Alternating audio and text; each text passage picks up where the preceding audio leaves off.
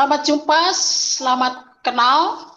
Tadi sudah diperkenalkan nama saya Suster Madeleine dan saya sekarang tinggal di Bandung Merdeka.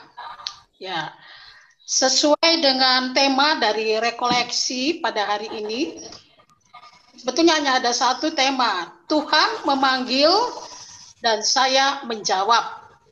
Sebetulnya hanya itu saja, hanya bagaimana Tuhan memanggil dan bagaimana saya menjawab. Di situ ada gambar benda yang menjadi harian kita yang tiap kali kita gunakan. Ya. Kalau kita andaikan Tuhan misalnya memanggil kita, kita dengarkan terus bagaimana tanggapan kita. Mari kita sekarang mencoba untuk menelusuri jejak bagaimana Allah memanggil saya dan bagaimana saya menjawab. Pertama, inisiatif dari Tuhan. Jadi berawal selalu dari Tuhan. Kemudian ada tanggapan, ada reaksi. Kemudian bagaimana reaksi kita? Reaksi kita apakah melalui suatu dialog seperti Maria atau segera melangkah seperti para rasul? Dan kemudian tindak lanjutnya yang konkret bagaimana? Sekarang kita mencoba untuk menyimak bagaimana Maria, para rasul, Paulus bereaksi. Kita lihat di sini, malaikat Gabriel mewartakan kabar gembira kepada Maria bahwa Maria dipilih menjadi ibu Yesus Kristus.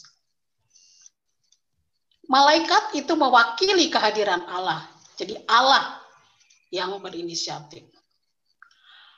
Petrus dan Yakobus mendengar Yesus lewat, mereka sedang bekerja. Yesus mengatakan, ikutlah aku.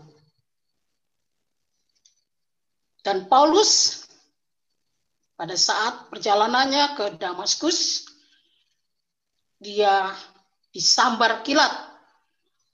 Dan selanjutnya terdengar suara, Saulus, Saulus, mengapa engkau menganiaya aku? Jelas di sini, dari peristiwa itu, Allah selalu mendahului apa yang ingin dia buat kepada kita. Kemudian kita bertanya, kapan Allah menyapa kita, menyentuh kita, datang pada kita? Pada Maria sedang atau sudah bertunangan dengan Yusuf.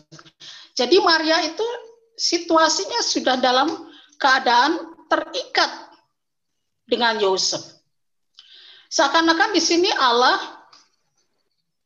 mengintervensi, seakan-akan Allah mengintervensi Maria dengan Yusuf yang sudah terikat dalam suatu pertunangan. Begitu juga dengan para rasul, Petrus dan Yakobus, atau Yohanes, atau yang lainnya. Mereka sedang menangkap ikan di tepi pantai. Yesus datang dan mengajak, ikutlah aku. Dan kemudian Santo Paulus dalam perjalanannya ke Damaskus, kita kenal siapa Paulus itu, atau sebelumnya disebut Saulus. Dia sangat ditakuti oleh orang-orang Yahudi karena dia sangat anti pada orang-orang yang mengimani Kristus, atau gereja pada waktu itu. Pada saat perjalanannya, dia terkena kilat, sebetulnya kilat yang akan memanggil dia menjadi rasul yang ulung. Kita perhatikan bagaimana tanggapan mereka. Maria menjawab, terjadilah padaku menurut perkataanmu. Fiat oke. Karena Maria diberi kesempatan untuk berdialog. Diberi penjelasan, dia akan jadi apa, siapa Yesus itu. Setelah dia mendengar dengan cermat, dia berani menjawab, terjadilah padaku menurut perkataanmu. Perkataanmu, huruf besar, yang diwakili oleh malaikat adalah Allah sendiri. Kemudian Yohanes dan Yakobus segera, di sini segera meninggalkan perahu, dan jangan lupa mereka juga ada pegawainya di sana. Meninggalkan perahu, meninggalkan jala, dan ikut Yesus. Sedangkan Saulus memang dia diminta untuk pergi menemui Ananias. Karena rupanya kilatan itu menyebabkan matanya Saulus menjadi buta. Sehingga dia tidak mampu melihat. Maka perlu disembuhkan dulu. Perlu dibukakan matanya oleh Ananias. Bisa dibayangkan Ananias begitu takut waktu harus menerima Saulus. Begitu terkenal Saulus itu. Dan ia kemudian berguru pada Gamaliel. Gamaliel adalah seorang guru yang sangat dikenal di antara orang-orang Yahudi atau Israel. Yang menjadi pembawa kebijaksanaan Allah sendiri. Jadi itulah langkah yang konkret. Sekarang kita beralih. Kalau tadi tokoh-tokoh dari tokoh iman yang kita bisa kenal melalui kitab suci. Sekarang kita coba menilik diri kita sendiri, menilik batin kita sendiri sekarang. Karena ini saat yang sangat bagus, yang sangat indah, yang diberikan oleh Allah sendiri. Mungkin kita tidak terlalu sadar bahwa ini adalah saat yang memang dianugerahkan, merupakan kurnia dari Allah sendiri. Sebetulnya ini saat hari Minggu, libur, biasanya saya pergi kemana? Biasanya saya rencananya apa? Meskipun barangkali di suasana pandemi, tetapi toh ada hal-hal yang menarik, kegiatan-kegiatan yang menarik. Tetapi kok Anda berani, kok Anda begitu berminat, kok Anda begitu berkobar-kobar ya, menyambut undangan ini? Bukankah itu sebetulnya momen saat di mana Allah menyentuh yang sangat halus, dan hanya mungkin kita mendengarnya bukan hanya dengan budi kita, bukan hanya dengan perasaan kita, hati nurani kita, tetapi iman, lebih dalam lagi, karena iman, maka kita datang di tempat ini, ikut serta dalam rekoleksi ini. Rekoleksi itu artinya apa? Kita kembali pada diri, kita melihat koleksi apa yang ada dalam diriku? Koleksi energi hidup, daya-daya ilahi yang ada dalam diri kita, yang mungkin pada hari-hari biasa kita tidak pernah mendengar. Nah, sekarang saatnya kita dengar, coba. Jarang kita mendengar perasaan kita. Kita hanya mengatakan takut, ya sedih, tetapi kita dengar baik-baik. Kenapa kita takut? Kenapa? Jadi perasaan dan pikiran yang berkecamuk kita dengarkan coba. Biarkan itu muncul di permukaan hatimu. Mungkin diawali oleh perasaan ragu. Benar gak sih? Ya, apa benar ini suara Tuhan? Kemudian lebih ngeri lagi, saya membayangkan, aduh, kalau seandainya aku menjawab, aku mau hidup membiara karena ini eksklusif ya mengenai panggilan menjadi biarawati, khususnya Ursulin, maka dibayangkan, aduh, gimana ya kalau gagal? Ada ketakutan gagal. Mungkin juga saya pikir, aduh saya ini, aduh masa remaja saya, atau sekarang ini saya dalam keadaan sebetulnya bagaimana ya, rasanya kok nggak pantas. Tidak pantas jadi suster, jadi biarawati. Saya dalam keadaan berdosa, saya dalam keadaan tidak layak. Kemudian juga bisa terjadi yang membuat saya galau itu tidak direstui orang tua. Tidak sedikit, ini merupakan tantangan memang. Ya. Padahal orang tua kita adalah orang yang paling dekat, orang yang saya cintai. Bagaimana kalau kita tidak direstui? Mungkin sekarang ini saya sedang dalam pekerjaan atau jabatan yang sedang mumpuni, ya. Jabatan-jabatan yang dengan susah payah saya mendapatkan.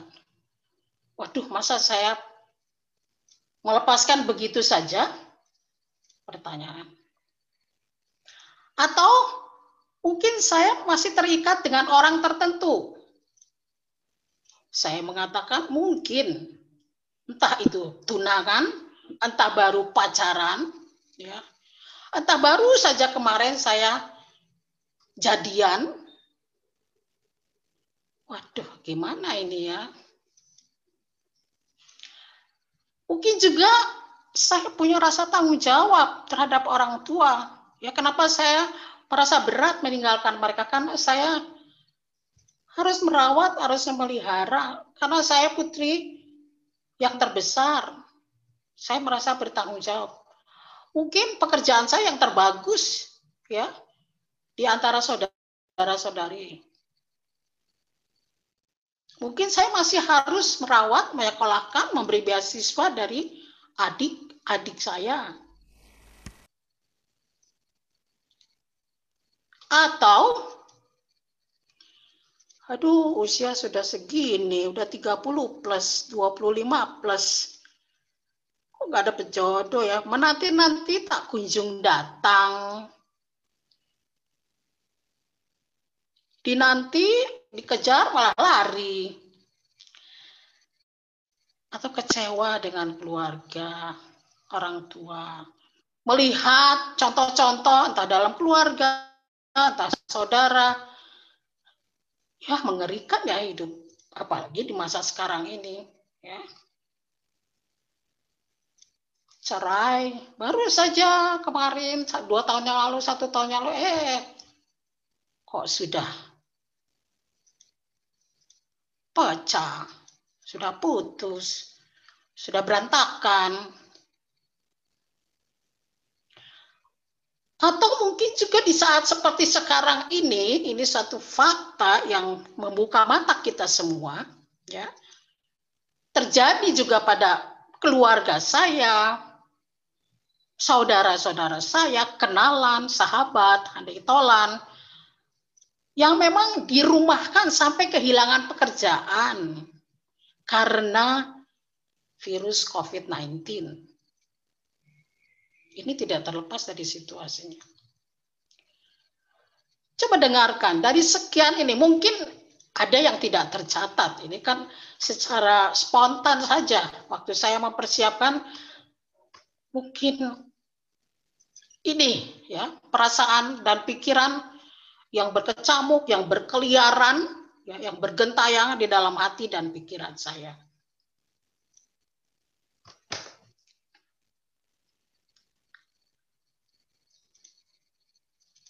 Sebentar, 1-2 detik.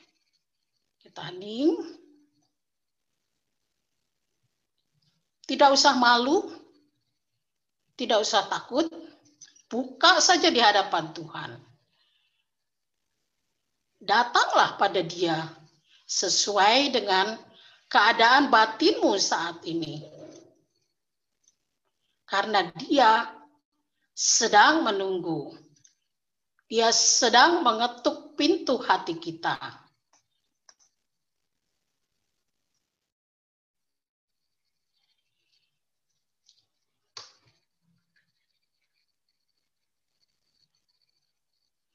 Itu tadi kita menyadari, entah seberapa banyak, entah sedalam apa yang kamu rasakan, yang merisaukan hatimu. Perlahan-lahan, tidak instan ya, perlahan-lahan.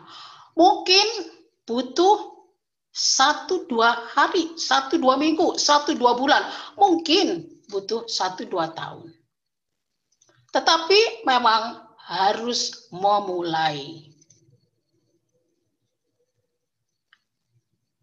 Dan ini hanya mungkin kalau kita menyertakan kekuatan Allah sendiri. Ingat, sadar, adik-adikku, saudari-saudariku, Anda datang ke sini bukan melulu karena doronganmu sendiri. Dia juga menggerakkan jiwamu. Saya yakin itu. Saya yakinnya.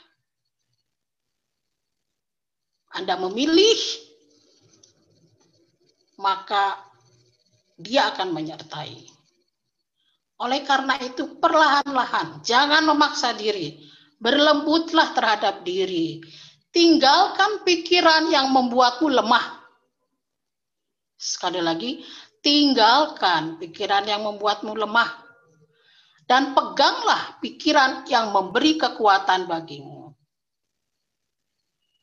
Sekali lagi, tinggalkan pikiran yang membuatmu lemah. Dan peganglah pikiran yang memberi kekuatan bagimu. Kadang-kadang untuk sampai pada tahap ini kita membutuhkan orang lain, oke. Karena Allah memang berbicara melalui orang lain, melalui peristiwa tertentu.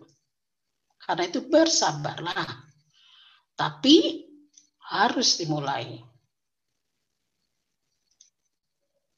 Selama saya masih memikirkan kelebihan atau kebolehan saya sendiri dan hanya memikirkan hal-hal yang sesuai dengan diri saya, lihat konteksnya adalah diri. Anak panah itu menunjuk pada diri. Maka saya tak akan pernah mendengar panggilan Tuhan. Ini adalah refleksi seorang yang dalam bagaimana dia sampai bisa mendengar. Kalau hati dan jiwa saya masih penuh dengan diri, sibuk dengan diri sendiri, tertutup pada kemuliaan orang lain, sekali lagi akan sangat melemahkan pendengaran kita untuk mendengarkan panggilan Tuhan.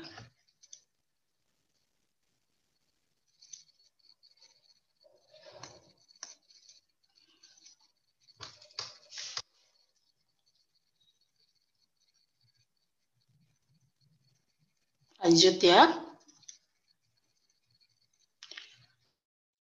Hidup itu anugerah. Di dalam hidup itu ada tanggung jawab. Tanggung jawab terhadap diri, terhadap sesama. Tanggung jawabnya apa? Tanggung jawabnya itu adalah kita dipanggil untuk menumbuh kembangkan bersama dengan yang lain dalam kebersamaan. Tanggung jawab itu peduli pada orang lain, pada sesama. Peduli atas apa? peduli atas hidup. Hidup yang bagaimana? Hidup bahagia, hidup sukacita, hidup yang penuh harapan. Hidup yang meyakinkan bahwa sekalipun di dalam kegelapan, sekalipun aku sendiri, sekalipun barangkali aku dalam keadaan amburadul hidupku, Dia tetap menyertai kita. Dan itu hanya mungkin sekali lagi kalau kita sungguh mengarahkan telinga hati kita ke dalam. Saya senang tadi Suster Yuli mengajak kita pada saat ini Dum in Altum. Jadi kita masuk ke kedalaman hati, ke kedalaman diri. Mungkin kita jarang sekali ya, jarang sekali atau sewaktu-waktu mungkin ya. Kita peduli pada hidup kedalaman kita. Karena begitu bising, begitu ribut hidup ini. Di mana saja Anda sebagai pegawai, karyawan, sebagai student, sesuai dengan profesinya. Apalagi sekarang ini di mana-mana ribut, mulai dari kesehatan, mulai dari politik dan lain sebagainya. Saya tidak mau masuk dalam ranah itu, tetapi kita menyadari bahwa realitas hidup kita kadang-kadang memang dicemari oleh itu, begitu ribut sampai kita tidak mampu mendengarkan suara di kedalaman hati kita.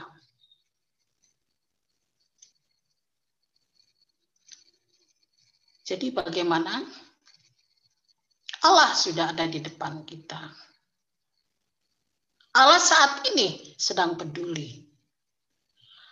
Allah sedang mengetuk, Allah sedang terbuka hatinya. Allah sedang menatap engkau.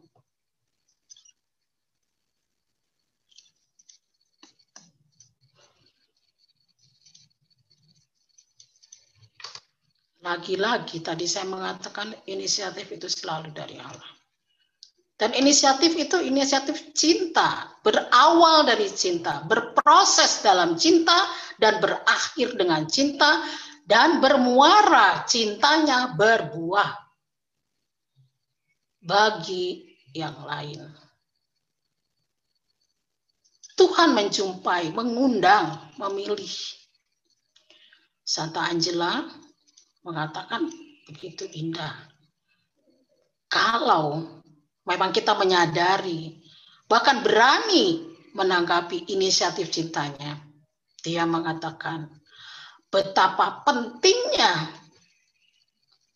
begitu penting dari sekian pilihan, itu yang terpenting. Betapa barunya dan terpujinya pilihan ini. Santa Angela membahasakannya, dipilih berarti menjadi mempelai yang setia dari siapa? Yang setia dan suci dari Putra Allah. Ini bahasa memang kedengarannya sangat romantis, ya. Tetapi di sini sebetulnya ingin mengungkapkan bagaimana keintiman, kesetiaan cinta Allah pada kita digambarkan dengan bahasa manusia seperti mempelai. Tapi di balik kata ini, ungkapan ini hanya mau mengatakan bahwa cintanya utuh, cintanya tak terbatas. Cintanya membuat dia tidak tega membuat kita binasa.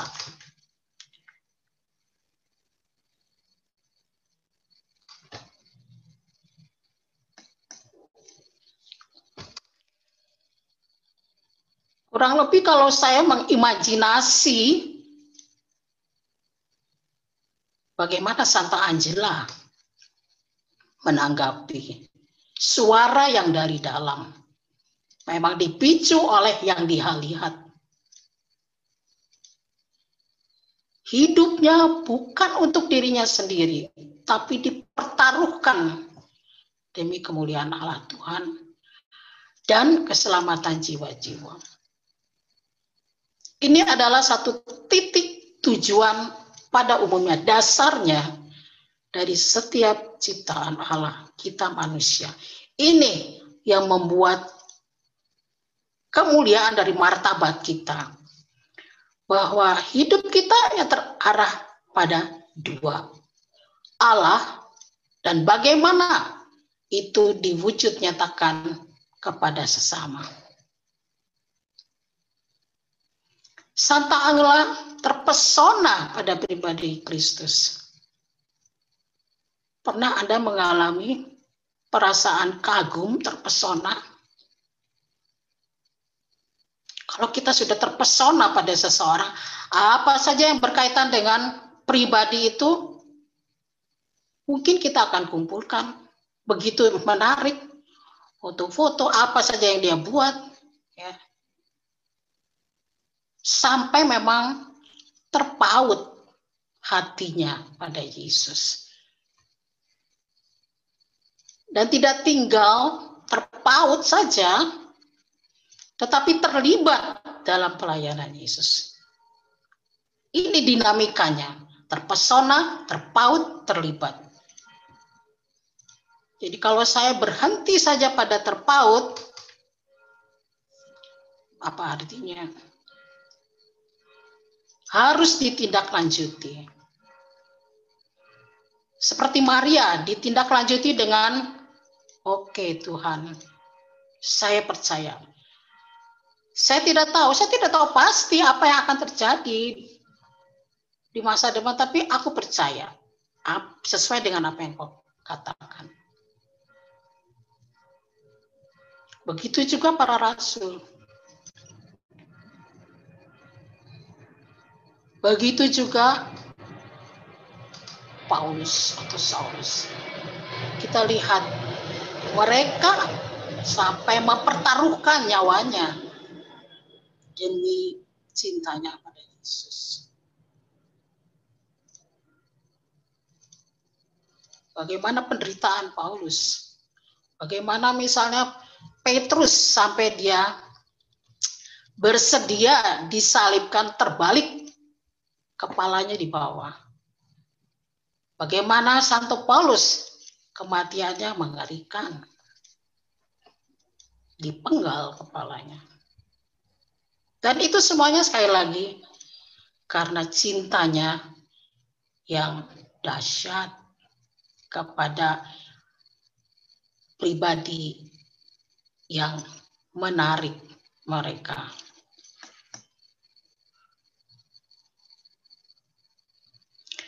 Sengaja saya menampilkan Paus kita Fransiskus. Dia sangat bukan menganjurkan, tapi mengobarkan semangat orang muda untuk peduli pada kehidupan orang lain sebagai wujud daripada cintanya kepada Tuhan. Apa yang dikatakan sebetulnya sesuai dengan harapan dari Santa Angela. Ikut Yesus, panggilan mengikuti Yesus, itu berarti kita masuk dalam arus pola hidupnya. Berkarya, berbuah, buahnya demi kemuliaan Tuhan dan keselamatan jiwa-jiwa.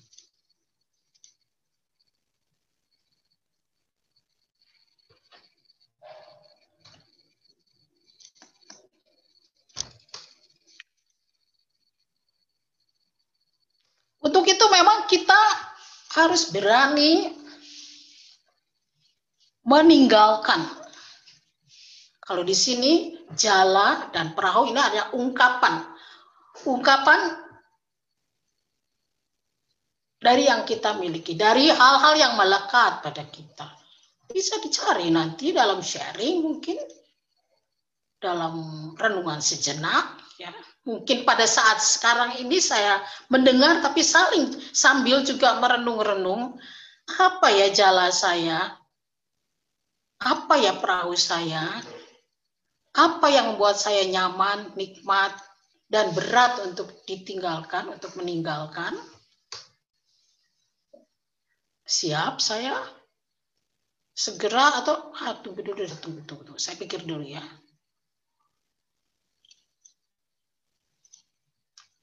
Siap meninggalkan apapun yang membuat kita terikat pada perahu, pada jala.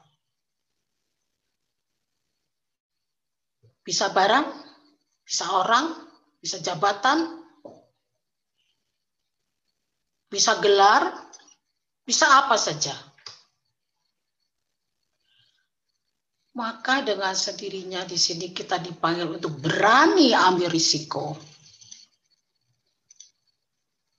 Maria yang masih muda, yang lugu, anak sederhana, putri sederhana. Apakah dia tahu masa depannya? Nggak tahu. Tidak jelas. Tapi oke. Apakah juga kita berani menghadapi tantangan? Saya meninggalkan pekerjaan yang lagi mumpuni. Saya harus meninggalkan orang yang mungkin sudah 2-3 tahun barangkali ada dalam ikatan dengan saya secara istimewa. Tak pacaran, tak tunangan. Dan banyak hal lain lagi. Keluarga. Keluarga adalah mereka yang sangat saya cintai. Ikatan saya, ikatan batin, ikatan darah. Bagaimana saya meninggalkan mereka? Maka di sini memang kita belajar untuk tegas mewujudkan rencana Allah.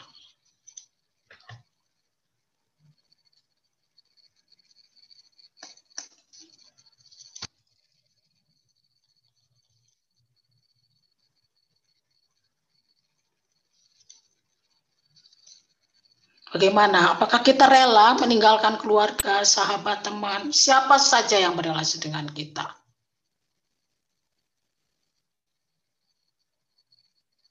Tujuannya adalah hanya satu, supaya kita lebih berfokus pada pembentukan relasi yang erat, dekat, dan mendalam dengan Allah. Seakan-akan kita ini masuk dalam padang gurun kali ya, sendiri bersama dan dalam Dia. Ngeri? Apakah ada ketakutan? Menjadikan Allah sebagai satu-satunya tujuan dan pengharapan kita. Seperti juga Santa Angela mengatakan, dialah adalah satu-satunya harta. Dia adalah satu-satunya harapan kita.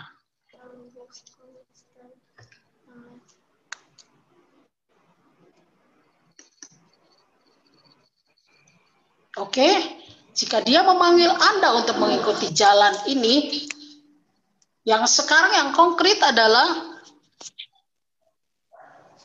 mengikuti Yesus menjadi biarawati Ursulin. Saya mengatakan ini karena memang saya tidak tahu sudah berapa kelompok yang Anda ikuti, tetapi karena Anda masuk dalam kelompok Ursulin, saya mengatakan, saya rumuskan mengikuti jalan ini dalam tarekat Ursulin. Jangan menyerah pada rasa takut yang melumpuhkan. Ingat, kita bertanggung jawab atas anugerah hidup perlu kita kembangkan. Pola hidup Kristus berkarya demi keselamatan jiwa-jiwa dan berbuah. Ingat bahwa kepada mereka yang meninggalkan jalan perahunya, kemudian mengikutinya, Tuhan menjanjikan sukacita hidup baru yang dapat mengisi hati kita dan menghidupkan perjalanan kita. Tidak ada sukacita yang lebih besar daripada mempertaruhkan nyawa bagi Tuhan. Ini saya kutip sebenarnya dari Paus Fransiskus. Ini yang membesarkan hati kita. Ya.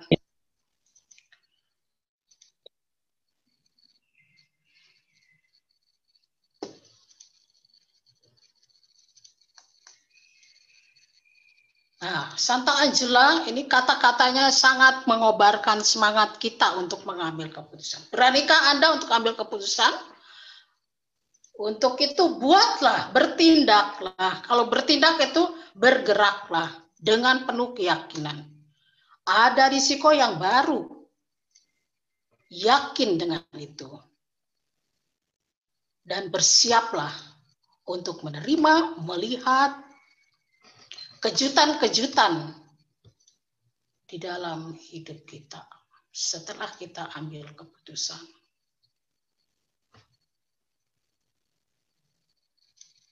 Sekali lagi, saya mau mengulang ini. Buatlah sesuatu, bertindaklah, bergeraklah. Jadi seperti para rasul tadi, siapa yang di tepi pantai itu, jadi tidak hanya tunggu di pantai, pegang jala, tapi buatlah sesuatu, tebarkan jala. Nanti melihat akan menangkap banyak ikan. Get moving, bergeraklah dengan penuh keyakinan, berani nanggung risiko, yakinlah itu, bersiaplah terhadap kejutan-kejutan yang disediakan oleh Dia. Nah, ini pertanyaan refleksi yang mungkin bisa dikembangkan di dalam kelompok sharing. Apa yang mendorong Anda ikut rekoleksi pagi ini? Apa harapan Anda dari rekoleksi ini? Apakah rekoleksi ini menolong Anda memutuskan untuk hidup membiara? Mungkin tidak saat ini, mungkin setelah Anda pulang. Mungkin sesudah 1-2 hari, minggu, bulan, makin lama, mungkin makin lebih jelas. Ya.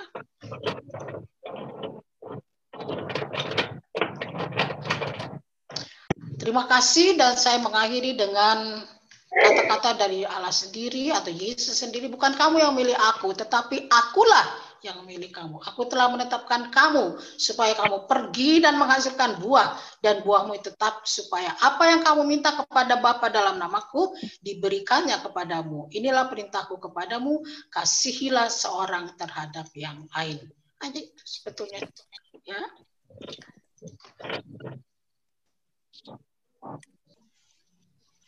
Terima kasih Suster Madeleine untuk paparannya yang telah membawa kami pada permenungan yang begitu mendalam. Para suster pun saya lihat juga masuk kembali kepada awal panggilan para suster.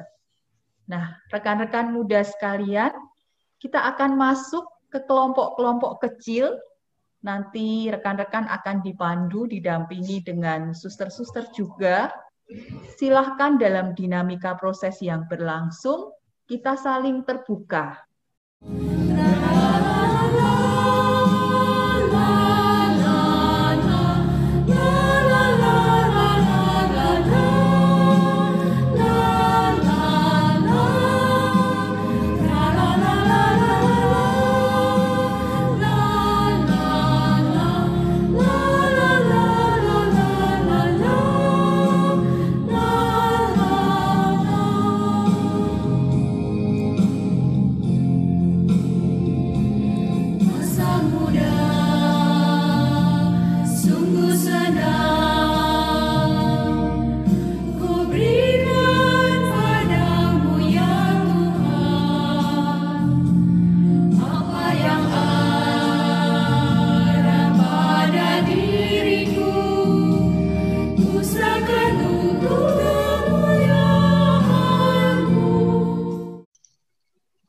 Apa yang Anda dengar atau sharingkan secara pribadi itu merupakan tanggapan dari pengalaman yang konkret para suster.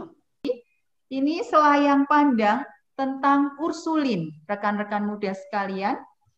Ya, Jadi Ordo Santa Ursula yang biasa dikenal suster-susternya dengan nama Suster Ursulin, itu pelindungnya adalah Santa Ursula, didirikan oleh Santa Angela. Masuk di Indonesia pada tanggal 7 Februari 1856. Komunitas pertama adalah Juanda, Jakarta. Visi misi yang awal adalah membangun dunia yang lebih bahagia untuk semua orang seturut karya keselamatan Allah, yang pasti membawa jiwa-jiwa pada keselamatan.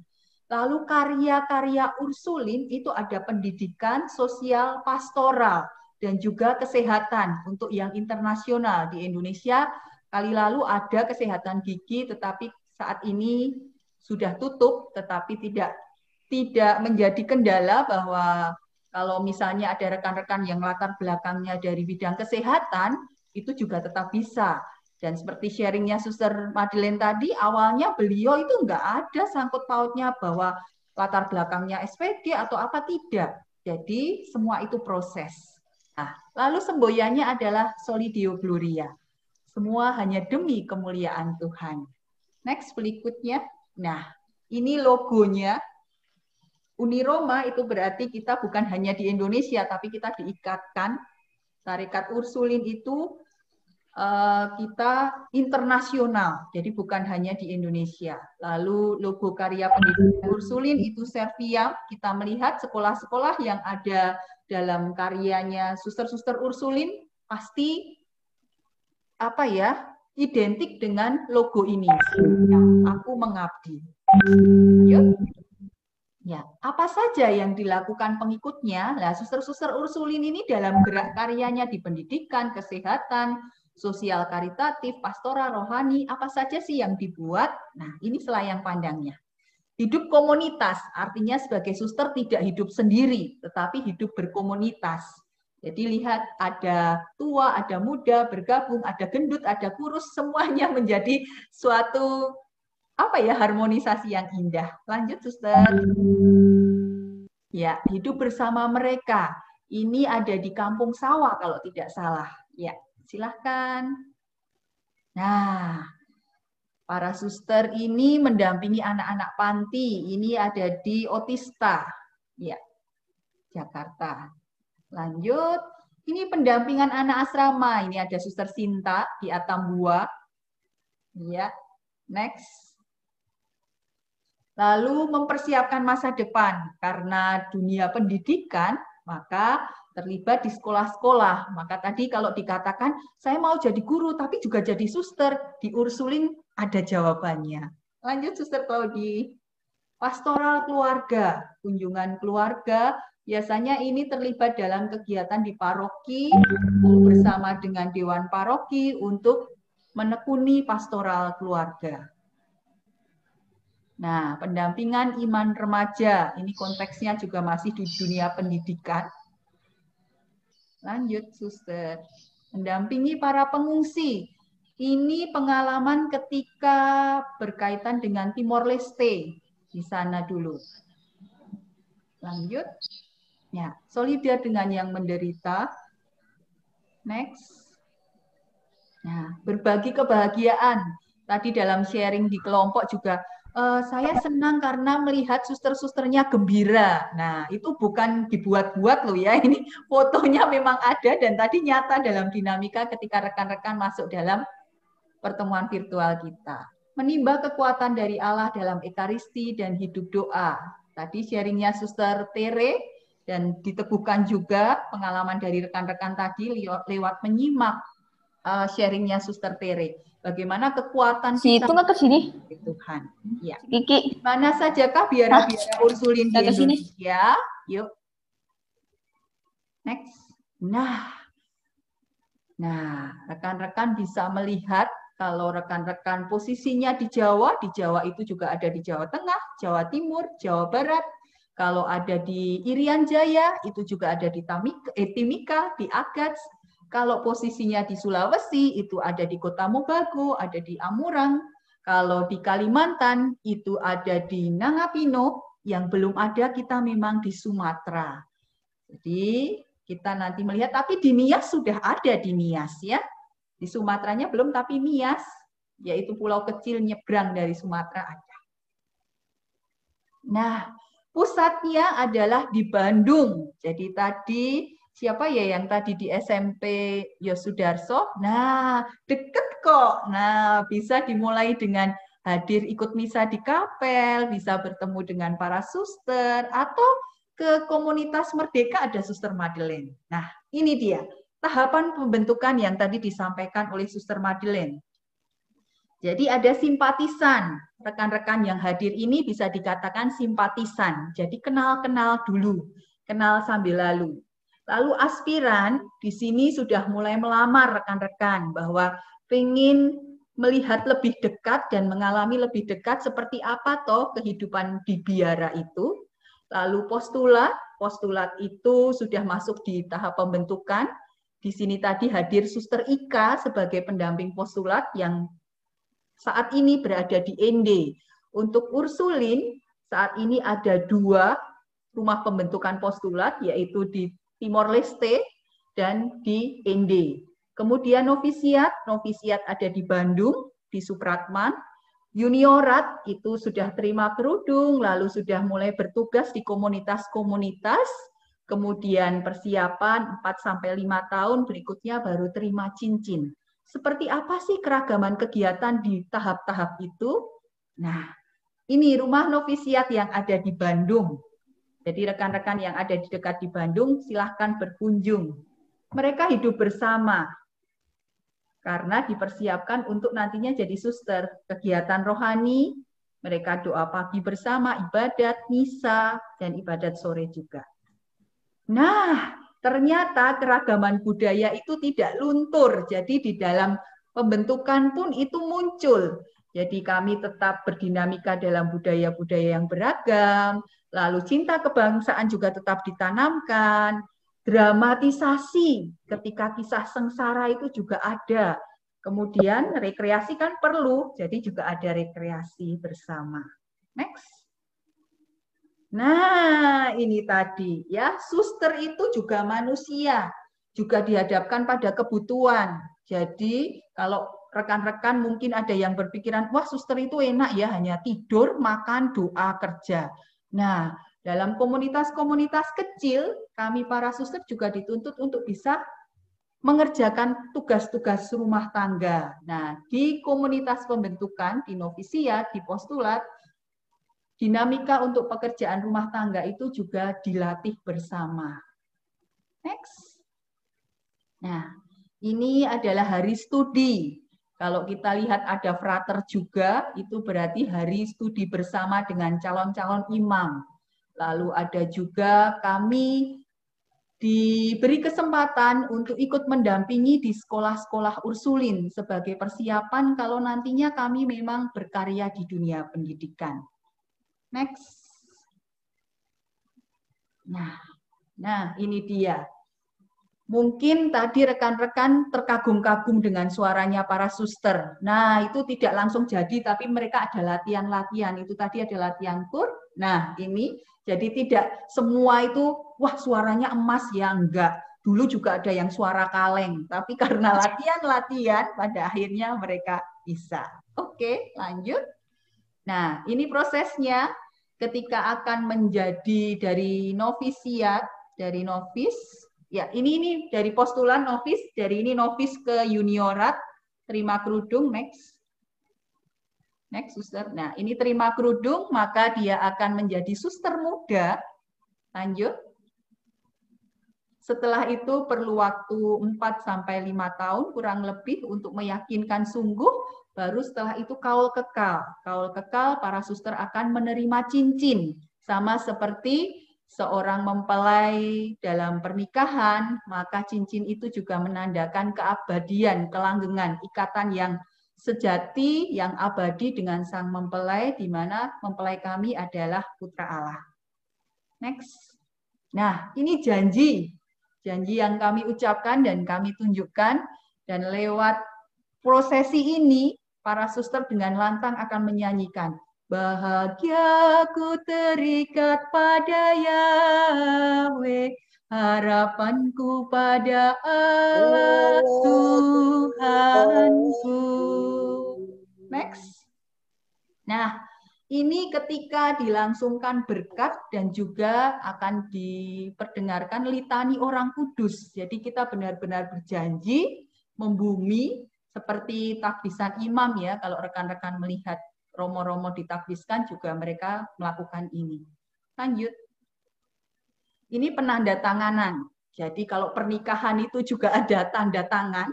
Kami juga ada tanda tangan yang menyatakan bahwa kami benar-benar memutuskan untuk hidup membiara kekal abadi. Next. Ongoing formation, yaitu pembentukan berkelanjutan. Artinya sampai saat ini pun kami tetap dibentuk dengan segala jatuh bangunnya. Tadi kalau Suster Madeleine mengatakan, meskipun sudah umur 70, tetapi beliau juga tetap belajar, dan belajar untuk berproses dalam menjawab panggilan ini. Next. Terima kasih, Tuhan memberkati. Ya. Baik, rekan-rekan yang terkasih. Ikan, apalagi masakan Mbak Eni. Enak loh. Terima kasih kami ucapkan untuk kebersamaan hari ini. Gadis cantik manis, terima kasih. Oke, baik. Rekan-rekan muda sekalian, para suster. Terima kasih untuk kebersamaannya dalam rekoleksi kita hari ini. Mengutip apa yang disampaikan Suster Madeleine tadi, semoga ini tidak menjadi sesuatu yang terakhir.